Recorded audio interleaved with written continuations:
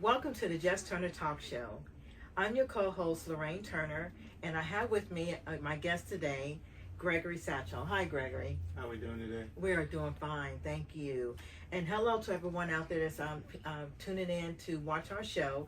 It has been a while, and there has been sickness in the family, but God has blessed.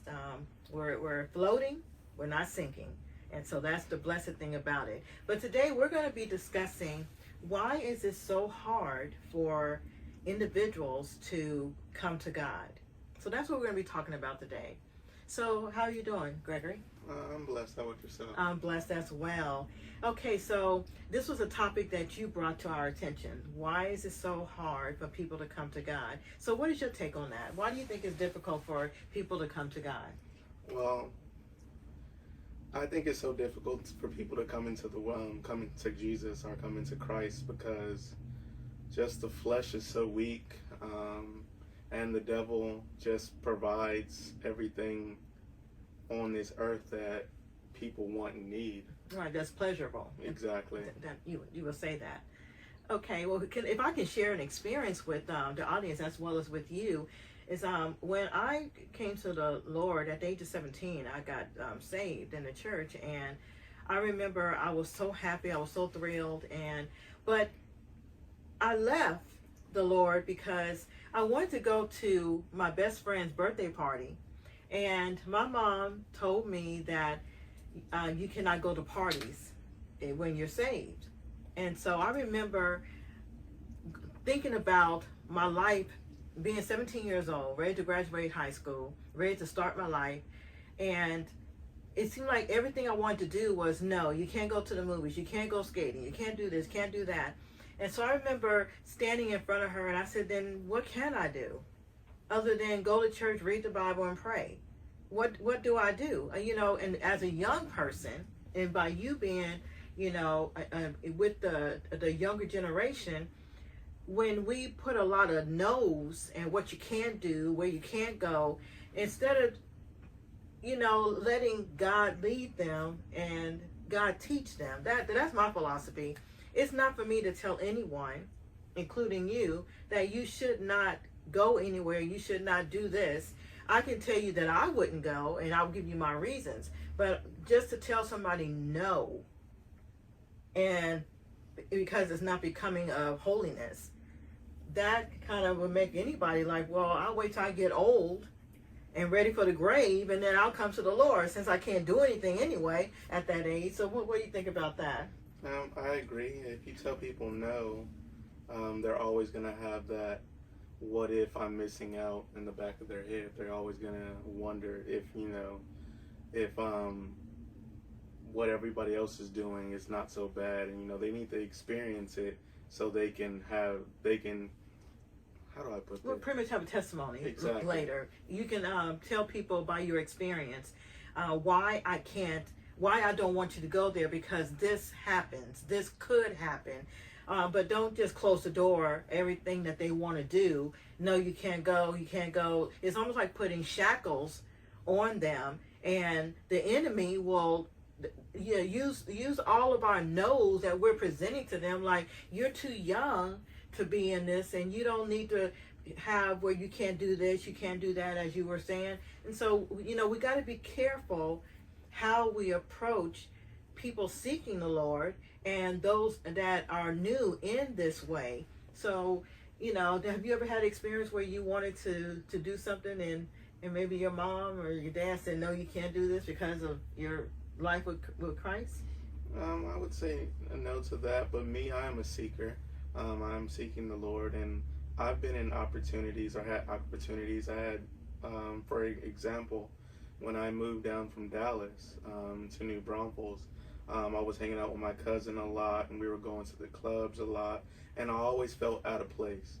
And because I felt out of place because that's not where God had me, wanted me to be, I should say. Mm-hmm. And so once I had to get away from that. I ended up getting a job out here in New Braunfels, and I left San Antonio, and I've just been focusing on, on me and building my relationship with God.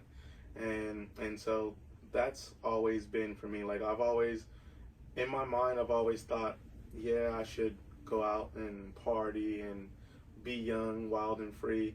But every time I tried to do that, it was always something in the back of my mind saying, "This isn't for you.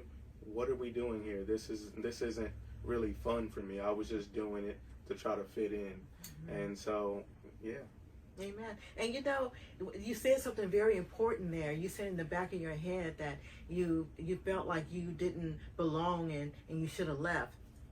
And I think that's the key thing to anyone that is seeking or anyone that's trying to live this life, that instead of us that are rooted and grounded, as they say, in the Lord, we should not put handcuffs on people.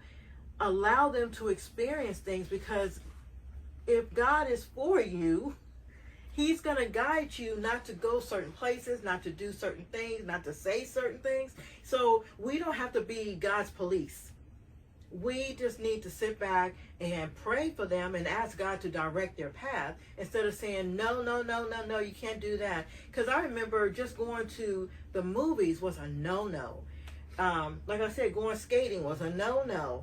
You can't go out on a date without having a seasoned saint from the church, a chaperone, and be sitting between you and your date.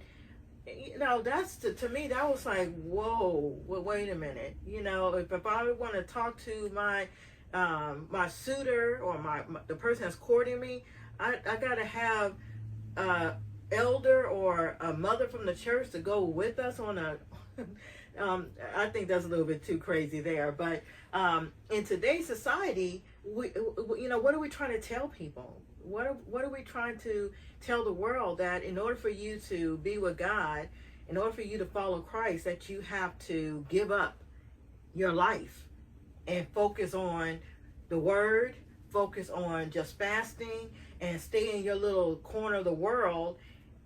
But you can't go on vacation, because going on vacation, hey, you may miss church, or you may miss Bible study during the week. So so we got to be careful how we project this life with Christ, because we could be stumbling blocks hindering those to come to Christ, and we're found guilty when we stand before Him in judgment. Amen. So this topic is kind of dear to me, because when I'm approached, I have an online ministry, and when I'm approached about, Sister Turner, is it okay for me and my husband, or me and my wife to do this and to do that? And sometimes I sit back and I tell them, I say, instead of asking me, pray together and ask the Lord. That's what you should do. And if you're not with the Lord, then still pray and ask for direction, because God loves us all, and He wants us all to come to Him. He doesn't want anybody to perish. And so we don't want to be those that hinder people from coming to the Lord because of our attitude towards things of the world. And to share a little joke with you, I remember some young people, I was doing a class with them, and we were kind of having this discussion. And I remember one of them said that the reason why the older people don't want us to do anything, they'd have had their fun, and they trying to stop us from having our fun. Right. So you got to be careful. So what do you think about that? I agree for sure. And I was just sitting here thinking, like, without trials and tribulations, like, you're gonna have those saints that backslide later on in their life, because they're gonna think that they done missed out on so many things. Yes. And so that's why I think that people should just live their life. Of course, still keep God present and keep God, first, but you have to live and experience things so you can have your trials and tribulations, so you can have that testimony to, come to God. Exactly, because a lot of times testimonies of where people have been, what people have done in their life, helps others, that's coming up behind them. We are to be examples for the next generation, but at the same time, we cannot put them in a basket, and if they decide to peep out, we're hitting them over the head. Like, you cannot come out of that basket, because I'd have been there, I'd have done that, and I'm trying to save you from doing this. Times are different. When I was going to school, there was no guns. There was when you got into a fight, it was these, or kicking or scratching or biting. It was stuff like that. But now in school, yeah, it's guns. Yeah, you better not leave the person behind. If they're gonna come back with a vengeance to kill you. Exactly. So I cannot tell my children or some other young person coming up now that use these, and first of all, violence. Let's not even deal with violence, because we need to just walk away. It does not worth it in the long run. But I cannot tell a young person that the techniques that helped me back then, it's not going to work today. I cannot sit over here and tell them that if you get into a fight, just of course use these and kick, scratch, and bite, when the other person is going to have weapons. So the things are not the same as they were back then. Not at all. And even Christianity, things have progressed. People now are learning God differently than how our predecessors learned about God. Certain things that when we come into the church, let's talk about that. When you come into the church, you got to change practically who you are. You got to change how you dress.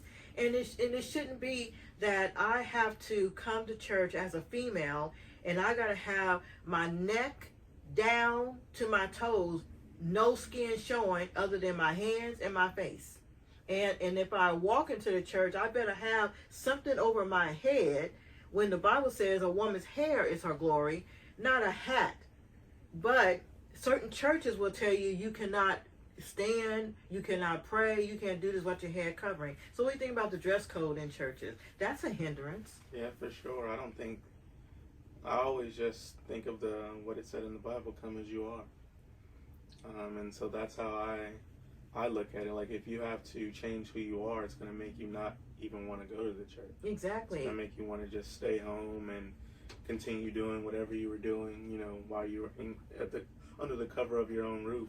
So, I never understood why some churches are so strict and they're living by things that were happening in the past. This is a new day and age.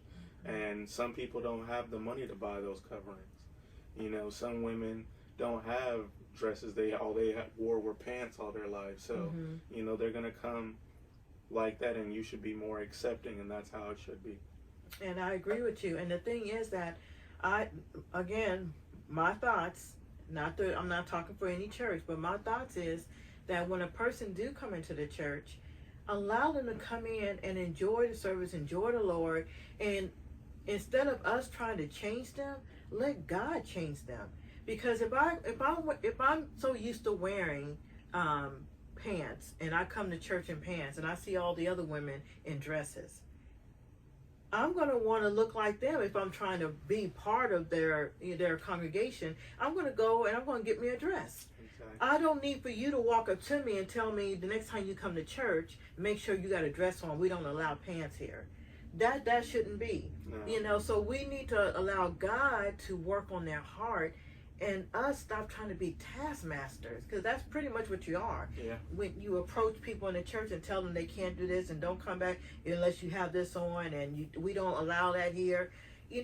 Just let people come to church and let them sit down before you start analyzing them from top to bottom, telling them what, looking at them all funny, because that's another thing that hinders people. When they walk into the church, the people looking at them like they from outer space, like something wrong with you.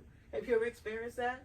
Oh yeah, for sure. As soon as you walk in the church, everybody's doing that, trying to see who it is, so they can. Some of them are just curious, but then you have that one or two in the bunch that's judging and gonna try to critique you from head to toe. And so yeah, I've definitely experienced that. Yeah, and I have too. I was told that the color I was wearing was not right, because it was a Jezebel color, the color of red. I was told my dress wasn't hitting my ankles. There's a lot of things. When I first started coming into the church, I was 17 years old, and the dress code was my hair had to be in a bun. I had to have my collar and button up all the way up here, and don't let my elbow show, because when you fold your elbow, it looks like the crack of your behind. And so many things, and I had to deal with that, and I ended up walking away from the Lord because I felt like this is not my time to be with Him, because I just didn't see myself dressing like an old woman, and I was 17 years old. But when I stood and looked at myself in the mirror, I just knew this was not for me. And I wanted to have fun. I wanted to enjoy my best friend's birthday party. I wanted to go to the movies and see the latest, films out. I wanted to go skating. I wanted to live. I wanted to have fun. I didn't want to just come home from school and then I had to sit and read my Bible until it was time to eat and pray. And then after that, read some more and pray and then go to bed. That was boring. And that will be boring to any young person. Right. Yeah, and so, I hope that, us talking and actually we're just talking here. It was a good subject. It was a very good subject because it's very near and dear to my heart, and evidently it's on your heart as well. And we don't want to, and this is going to be the ending of the show, but we don't want to become stumbling blocks to hinder someone's desire to want to live right in the eyesight of God. We are to let God handle His business, and we need to stay out of His business, because we need to work on our own soul salvation. Because when I stand before the Lord, I cannot say it's your fault that I'm not making it in. It's all my fault, and I don't want to be a hindrance to anyone else. So I want to thank you for being on the show. Do you have any final words? Just keep God first, and just let the devil put your foot on the devil. And like my grandmother used to say, an old song that we used to sing before school. Do you want to sing it? Yeah. All right, we're going to sing this song to you. It's don't let the devil fool you. Don't let him change your mind. It may seem easier on the other side. It's only for a season. Only for a season. But Don't let him blow your mind. That's it. Amen. Well, thank you for tuning in to the Jess Turner Talk Show. We hope that you enjoyed this segment. And until next time, don't ponder it in your heart.